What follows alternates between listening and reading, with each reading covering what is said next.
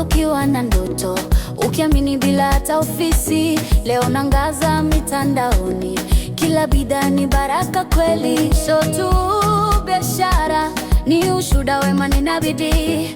Mungu akakupa neema na ukaifanya kazi kwa moyo wote. Pendo, Pendo Gadget. Undo Mungu akikuinua, hakuna wa kushusha. Pendo Gadget. Kukuta kidogo hadi kikubwa. Pendo Gadget. Umebeba ndoto za kizazi kipya.